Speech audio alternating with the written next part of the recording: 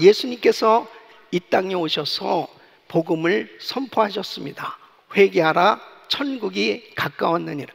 이 복음을 선포하실 때 우리 예수님께서는 복음의 동역자들을 세우셔서 사역을 감당하셨던 것을 볼 수 있습니다. 12제자를 세우셨고 또 70인 제자를 세우셨고, 주님께서는 가는 곳마다 사역을 하실 때 많은 복음의 동역자들과 함께 사역을 감당하셨던 것을 볼 수 있습니다. 여러분, 사도 바울은 세계 선교를 감당할 때에 많은 동역자들이 그 주변에서 바울과 함께 사역했던 것을 성경은 기록하고 있습니다. 1차 선교 여행을 출발할 때도 하나님께서는 바울과 함께 복음의 동역자로 바나바를 세워주셨습니다. 또 2차 선교 여행을 갈 때는 실라를 세워주셨어요. 그리고 디모데를 만나게 해주셨고, 그리고 고린도 지역에 갔을 때는 브리스길라와 아굴라 같은 아주 귀한 성도의 가정을 복음의 동역자로 세워주셨습니다. 또 뿐만 아니라 로마서 16장에 보면은 바울이 사역하는 곳곳마다 수십 명의 복음의 동역자들, 정말 기억할 만한 그러한 인물들을 열거하면서 그 귀한 복음의 동역자들로 인해서 참으로 사역이 이루어지고 있음을 감사했던 것을 볼 수 있습니다.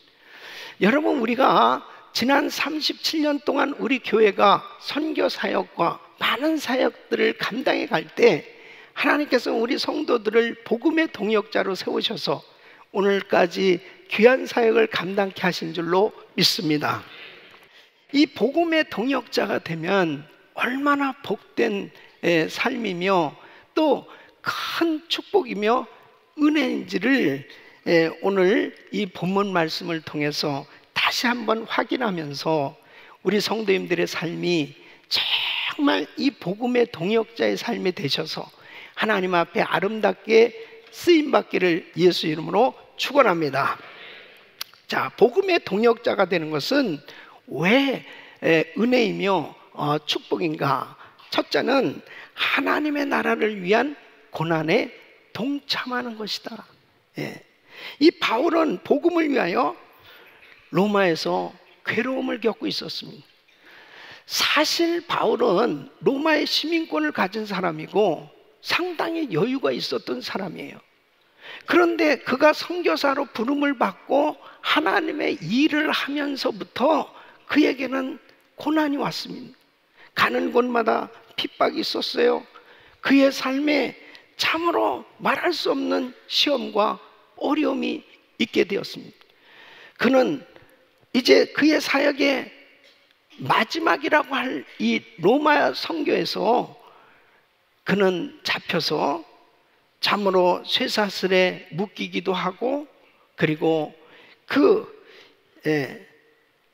셋집에 갇혀서 지내는 동안에 참 말할 수 없는 이 궁핍한 생활을 하지 않을 수가 없었습니다.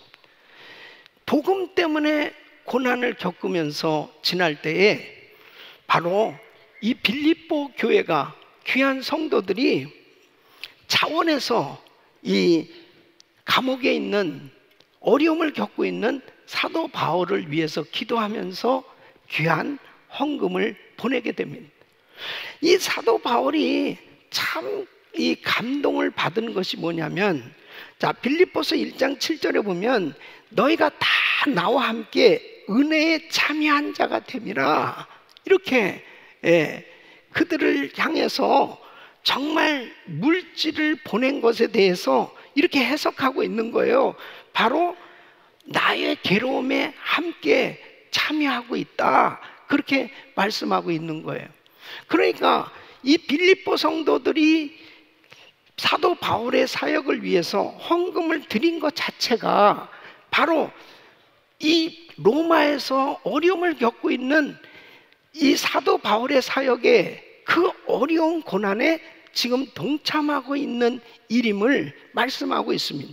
그러면서 빌립보서 4장 14절에 보면 너희가 내 괴로움에 함께 참여하였으니, 그래서 복음을 위해서 고난당하고 있는 바울을 위해 마음으로 격려하는 이 빌립보 성도들의 행동은 바로 고난에 동참하고 있는 너무나 귀하고 아름다운 일임을 말씀을 하고 있는 것입니다. 여러분, 사실 정말 선교지에 사역하고 있는 우리 선교사님들은 뭐 정신적으로나 육신적으로나 환경적으로 다 참 이 불편하고 힘들고 어려운 그런 가운데 지내고 있습니다. 그 선교사님들을 위해서 우리가 기도를 하고, 그리고 정말 선교비를 보내고, 그리고 직접 단기 선교로 함께 가서 동역하는 것은 바로 선교사님들이 사역하면서 당하는 어려움과 고난에 함께 동참하는 일이에요. 하나님께서 그 복음을 위해서 헌신한 선교사님들, 그 사역을 위해서 함께하는 주의 종들을 위해서 같이 동역하는 것을 하나님께서는 그렇게 기뻐하시는 것입니다. 여러분, 이 빌립보 교회가 이렇게 지금 옥에 갇혀서 부자유한 가운데서 선교하고 있는 이 사도 바울의 사역을 돕기 위해서 이렇게 많은 헌금을 보내고, 그리고 에바브로디도까지 보내서 정말 옥바라지를 하면서 그렇게 섬겨준 것에 대해서 바울은 내 괴로움에 함께 참여했어, 나의 고난에 함께 참여해 준 이 교회, 내가 이 성도 내가 잊을 수가 없다는 거죠. 바로 주님께서 이 빌립보 교회를 친히 축복해 주신 줄로 믿습니다. 그래서 우리는 복음의 동역자가 되는 것은 하나님의 나라를 위한 고난에 동참하는 것입니다. 두 번째는 복음의 동역자가 되는 것은 하나님의 나라 세우는 사역에 동참하는 것이에요. 여러분, 바울은 선교사로 부름을 받고 복음을 전파하면서 많은 제자들을 세웁니다. 그리고 많은 교회들을 세우게 됩니다.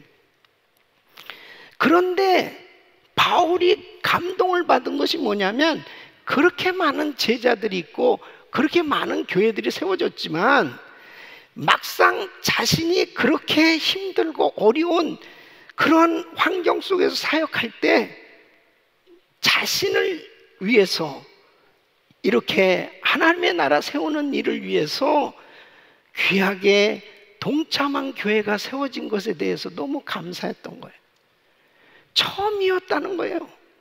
15절 말씀 보면 주고받는 내 일에 참여한 교회가 너희 외에 아무도 없었느니라. 그러니까 바울이 감동을 받은 것은 빌립보 교회에다가 요청한 것도 아니란 말이에요. 아, 내가 지금 힘들다고, 내가 어렵다고, 아, 내가 지금 셋집에 살면서 지금 이 불편한 가운데서 많은 사람들을 접대하고 그들에게 복음을 전하고 많은 사람들을 집으로 초청을 해서 사역을 하고 하려면 지금 물질이 많이 필요한데 빌립보 성도들을 좀 헌금 좀 보내주시오, 이렇게 요청한 것도 아니에요. 이 빌립보 교회 교인들이 조건 없이 순수하게 이렇게 사역하고 있는 이 사도 바울의 그 사역을 위해서 많은 헌금을 드린 것에 대해서 바울은 처음이라는 거예요. 이 교회가 처음이라는 거예요. 그런데 여러분, 이 빌립보 교회는 그렇게 넉넉한 교회가 아닙니다. 정말 가난한, 어떤 면에서 보면 참 힘든 그런 환경 속에 있는 사람들이 많이 있었습니다. 그럼에도 불구하고 이렇게 선교 사역을 위해서 함께 동참했을 때 참으로 바울이 기뻐하면서 하나님께 영광을 돌린 줄로 믿습니다. 여러분, 이 빌립보 교회가 어떻게 세워졌어요? 바울이 원래 아시아에 가서 선교하려고 그랬어요. 그런데 자꾸 문이 막히는 거예요. 그때 기도하는 가운데 마케도니아 사람이 환상 가운데 나타나서 와서 우리를 도우라. 그래서 이제 처음으로 이 유럽에 간 곳이 바로 이 빌립보 이 지역에 도착하게 됐잖아요. 거기에서 만난 사람이 루디아였고 그 루디아의 집에서 이 교회가 개척이 된 거거든요. 그렇게 시작된 이 교회가 이렇게 어느덧 성장을 해가지고 참 사도 바울의 사역을 돕는 이런 교회가 됐으니 바울의 입장이 얼마나 흐뭇하겠냐 말이에요. 우리가 복음의 동역자가 되는 것은 하나님의 나라 세우는 사역에 동참하게 되는 것입니다. 그래서 계속해서 이 교회를 통해서 또 다른 교회가 계속 세워지고 선교하는 교회가 선교지 교회가 선교하는 교회로 세워져야 이게 건강한 교회 모델인 것입니다. 이번에 제가 베트남에 가서 사역하면서 참 기뻤던 게 우리 성도님들 말할 것 없이 얼마나 귀하게 열심히 그렇게 헌신해서 잘 팀멤버를 섬기잖아요. 근데 이 사할린 은혜교회에서 16명이 팀멤버로 온 거예요. 그 16명이 팀멤버로 와서 이 데코 팀하고 리프레시먼트에서 얼마나 밤을 새워가면서 그렇게 열심히 섬기는데 이 감동받는 것이 선교지 교회가 선교지에 와서 선교하는 그런 모습을 보면서 감동을 받은 거예요. 할렐루야. 이게 교회의 아름다운 모습입니다. 교회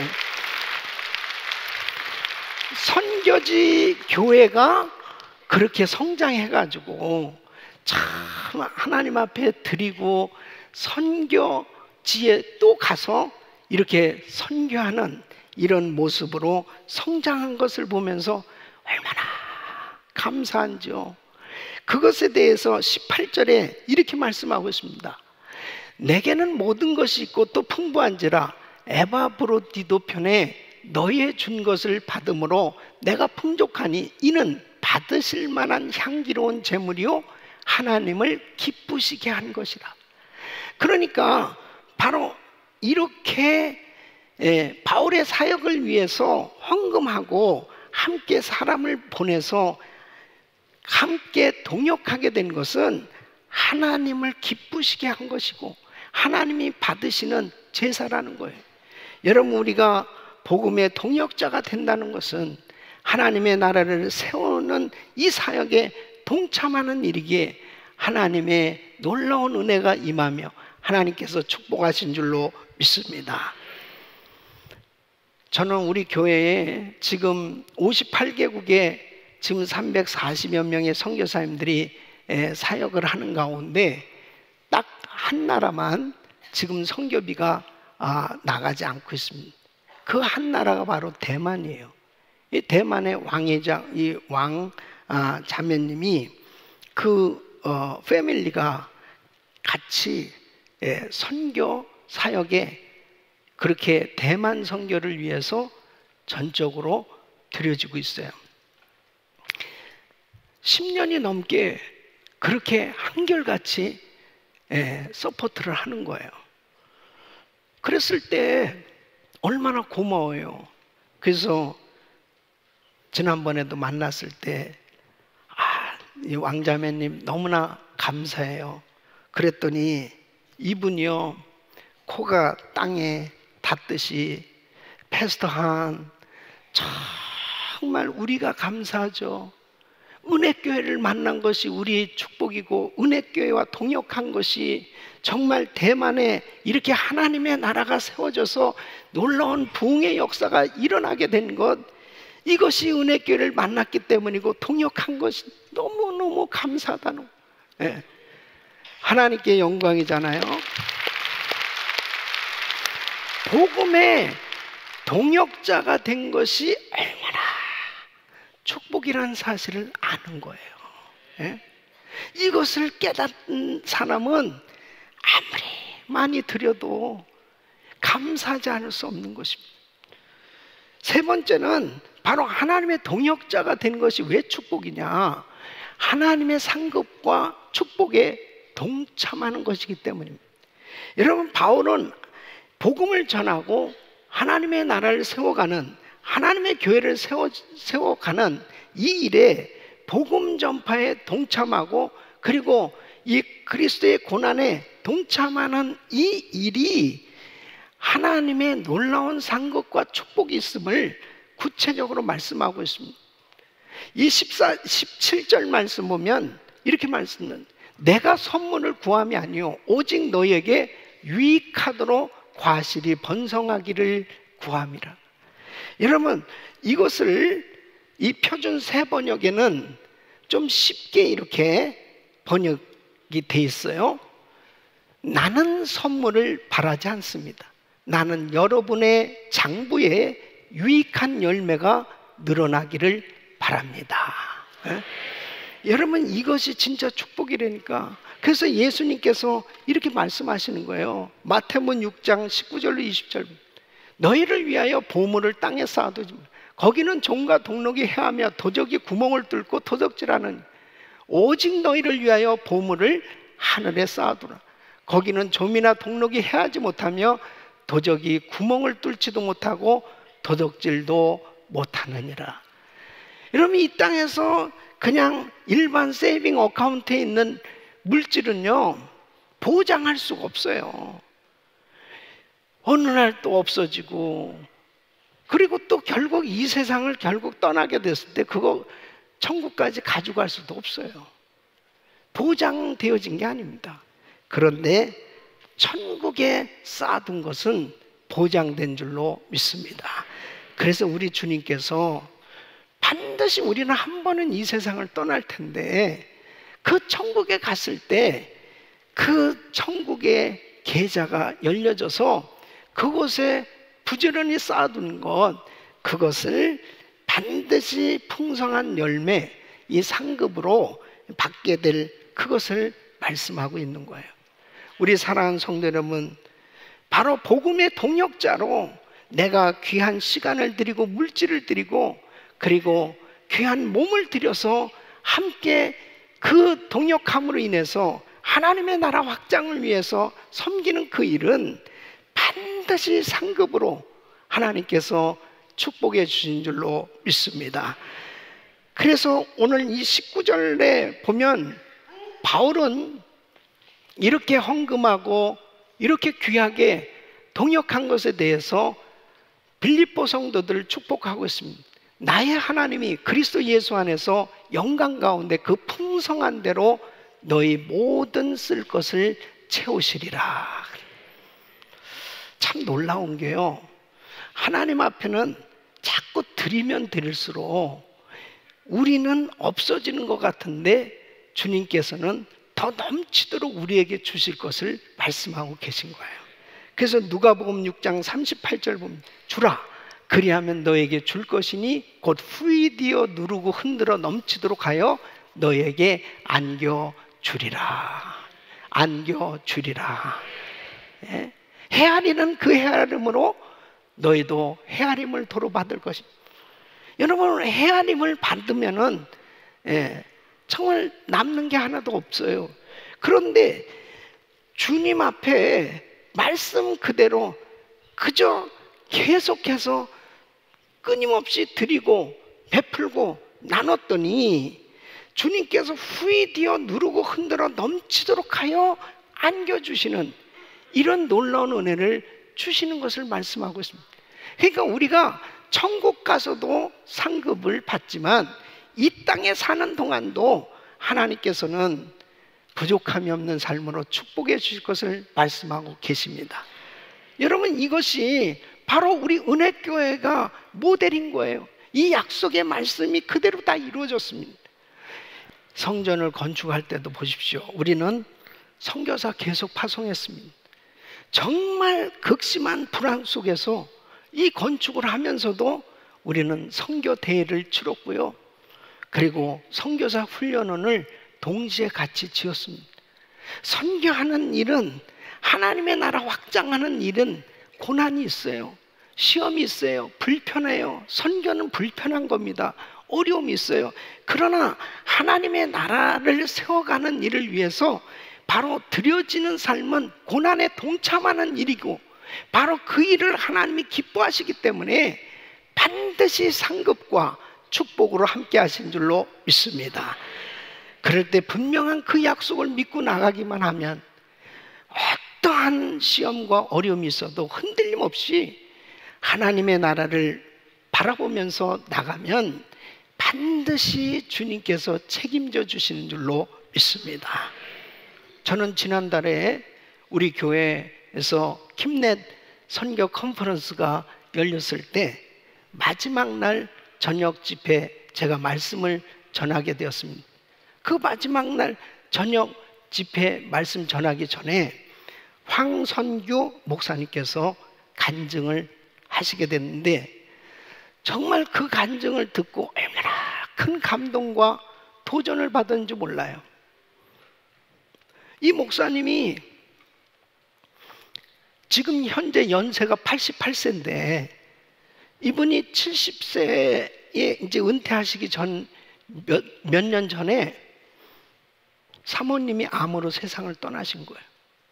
그러시고 난 다음에 목사님도 폐암 말기 진단을 받게 됩니다. 의사들은 3개월밖에 살 수 없다는 거예요. 3개월밖에. 하루하루를 생명을 연장해서 사는 것처럼 그렇게 사시는데 선교지를 가시게 됐답니다. 그 선교지에 가서 선교사님들이 너무 힘들게 그렇게 사역하는 모습을 보면서 어떻게 하면 나는 선교사로 가서 사역은 못해도 어렵게 사역하는 우리 선교사님들 내가 돕는 일은 할 수 있지 않느냐. 그래서 이분께서 6.25 참전용사래요. 그래서 거기에서 매달 나오는 게 500불이 나온다면 그 500불을 시드마니로 해가지고 선한 목자 선교회를 만들었어요. 그래가지고 한 선교사님당 100불씩 이렇게 매칭을 해주는 이 사역을 하게 된 겁니다. 근데 이 선교사님, 이 목사님은 무엇을 얘기하냐면 절대로 여기에 들어온 거 가지고 뭐 행정비라든지 무슨 다른 걸 쓰지 않고 100%를 그대로 1:1로 매칭이 돼서 그 돈이 그대로 100% 지원되도록 그렇게 하면서 이제 사역을 한 결과 지금은 늘어가지고 1600구자가 된 거예요. 1600구자. 별로 놀라지도 않은 1600구자예요. 예.